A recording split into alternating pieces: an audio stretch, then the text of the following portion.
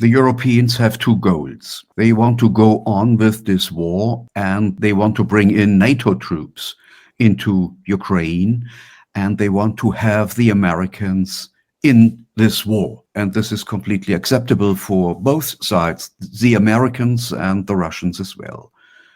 But on the European side, they are losing ground, and they clearly don't play any role in this negotiation process. Putin says clearly they cannot destroy the peace process right now. They have not the power to do so. And he's showing what the Europeans are intending to do. From my side, this is the wrong way. The Europeans don't play any matter right now. They brought themselves into this situation by completely subordinating themselves under the interests of the United States. But the interests of the United States changed. The interests of the hegemon changed. The Biden government tried to weaken Russia by fighting a war in Ukraine against Russia. And the Trump government makes very clear that it wants to cut a deal with Russia to fight the Chinese. And this is a different approach.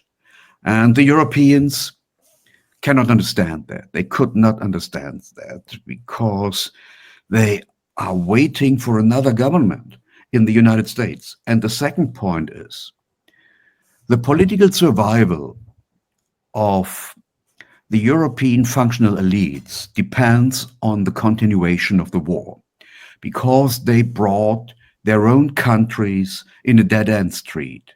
Economically, they are close to bankruptcy, and they need the Russian assets. And when the bill will be shown to the European people, those European elites will be kicked in the garbage can of history. So what would be the result economically if President Trump and his team finally say, okay, you know what, I'm tired of trying to get you guys on board. I'm trying to find a happy medium that everybody can agree to. I'm just going to agree to what I can agree to with Russia for our own interests, our own long-term interests, and we'll agree to whatever here. You guys are on your own. If you want to keep fighting this war, if you want to keep supporting this, you can have at it, but you're going to do it completely without us. What would happen in that case within Europe? For the Europeans, means the whole negotiation process. They are completely under American control, especially in a situation when American companies and Russian companies are reorganizing the gas delivery via Nord Stream, so they can control the European gas supply.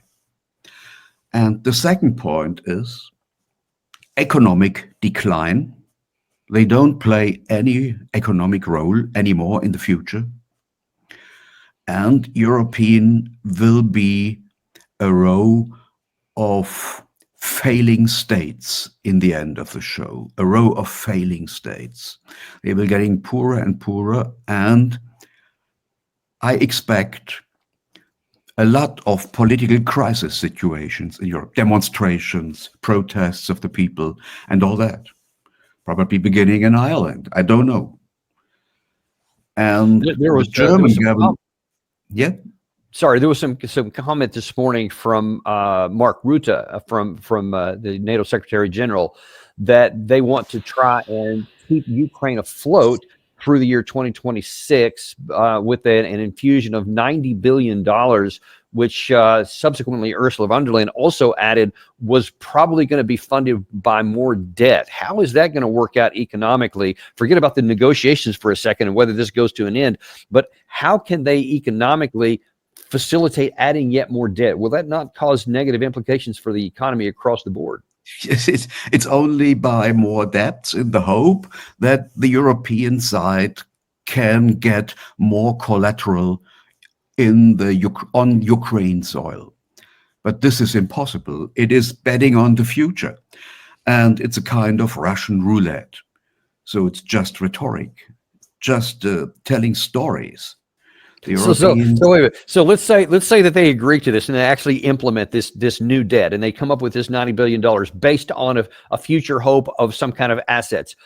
But then Gerasimov's comments and Putin's statements turn out to be how it actually plays out, and Russia wins the war. Ergo, they don't have access to any of those hoped for assets, and now they're just saddled with this big old debt and a country that is now collapsed. What impact is that going to have on the economy of Europe? they are destroying their own economies by more debts. That's clear for me. But I have to say, I'm representing a minority position. And the politicians of Germany and France and the UK are trying to lie to their own people on this. And the majority is believing these lies, in these lies. That's the problem. It's just propaganda. And those politicians know they are coming to an end. And they will be held responsible for that, what they have done in Ukraine. About 2 million dead people.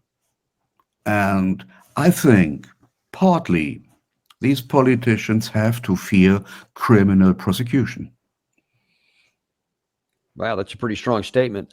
Let's look at Germany in particular here on the military aspect, because there's also been information out here in recent days that Germany wants to become the new military power on the continent, and they want to increase their military size. They want to bring back a draft. They want to make plans in a certain sense for a future conflict with Russia. What can you tell us about what the Germans are actually doing militarily?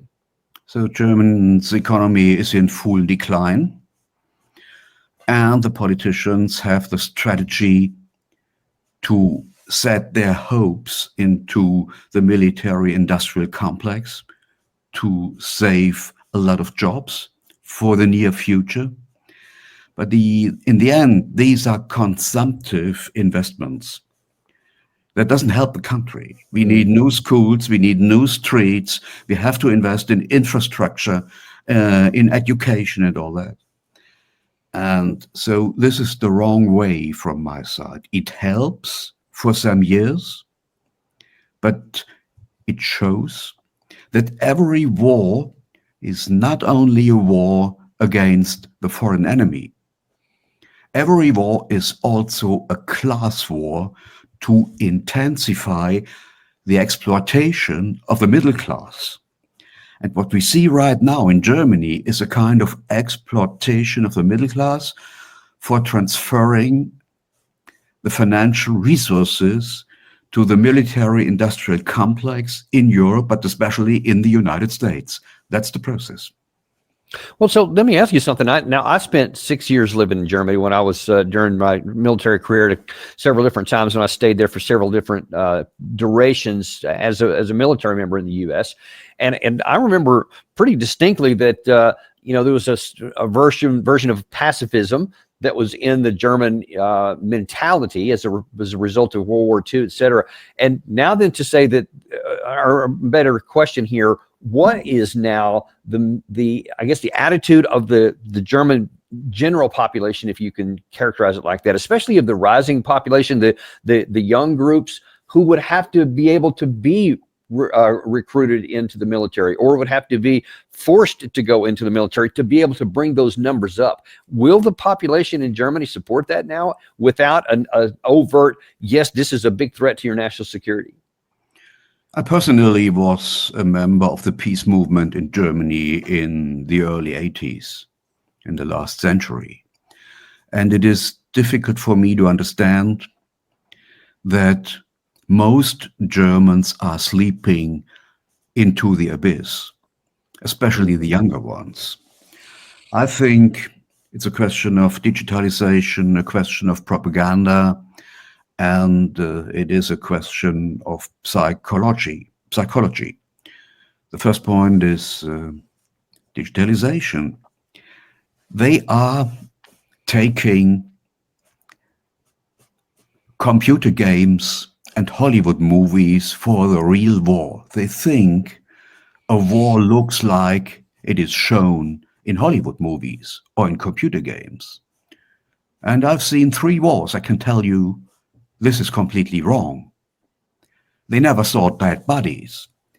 And they cannot imagine what war looks like. And when they will know this, it will be too late. The second point is a question of psychology. My parents and grandparents were educated as Nazis, completely.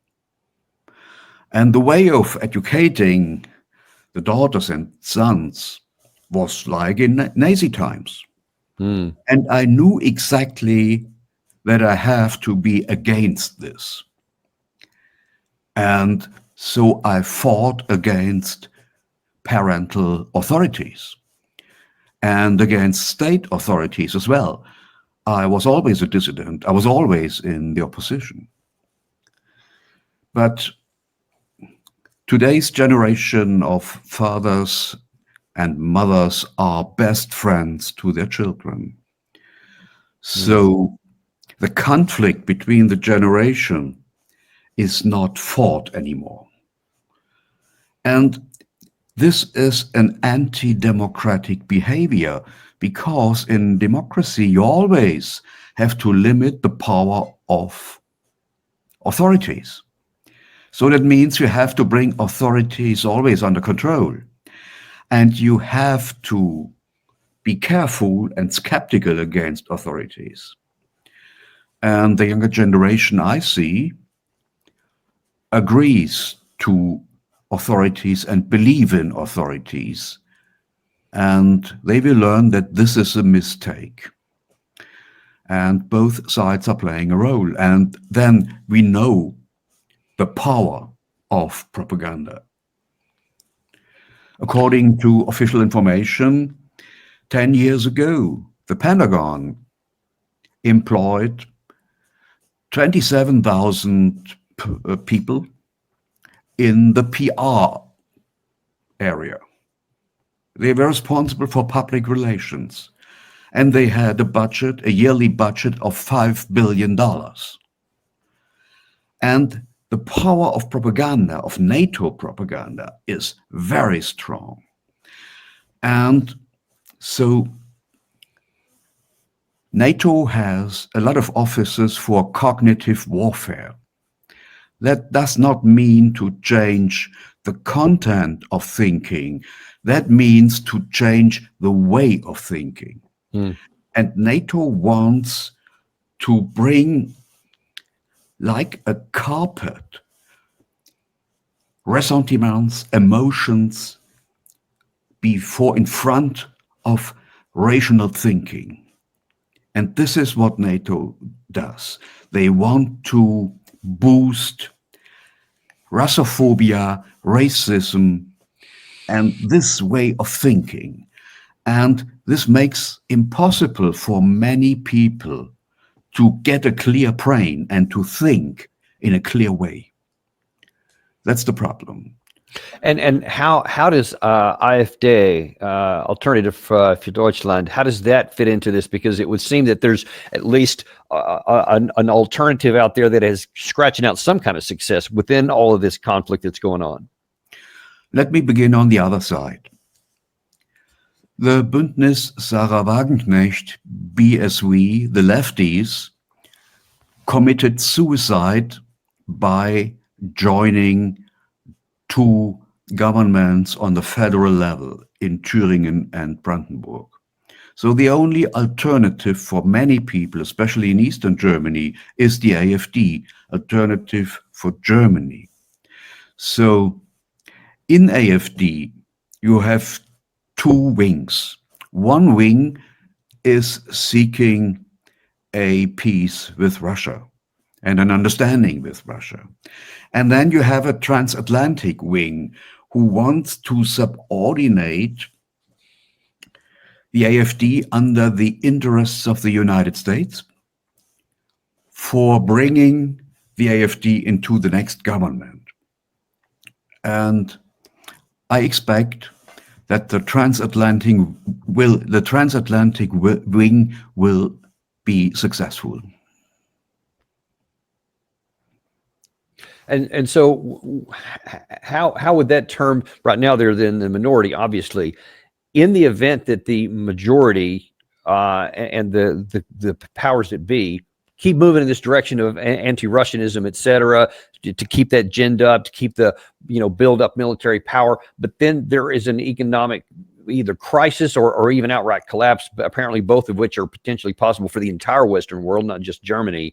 But if that starts happening now, then all of these claims that the powers that be cannot provide for the basic economic health of the country, will that cause people to maybe go more to reject some of those thoughts, or might it have the opposite effect to where it makes people say, no, they're the ones that are responsible for it. We have to double down on these bad policies. How do you see that playing out? My dystopia is that many people will vote for the AfD in the next time.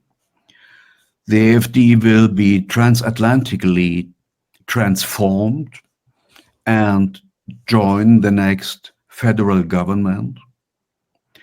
And then things will go on as they were, under transatlantic American control. And so people are frustrated and will do nothing. That's my expectation for Germany. So there's no scenario whereby Germany just asserts its own independent pro-German view and says, okay, I'm not so much an Atlanticist or an American version, but just, I'm Germany first, so to speak. It would be good to say Germany first. And I think politicians should represent the interests of their own country. But this political it used to be normal, but and it is absolutely not normal in Germany. So our political elite is representing the interests of the United States. They try to represent the interests of the United States for bringing themselves in a position that the hegemon will help them by managing their career. So that's the idea of German elites. They don't represent the German people, and they don't represent the Germany of the interests of the nation. That's the problem we have right now. So I think we need other elites. We need a cultural change in academic elites, in economic elites, in culture, in art elites, and in media elites as well, and in the politicians' elites. So we need, and this is a process of 20 years. So I think the next generation is lost.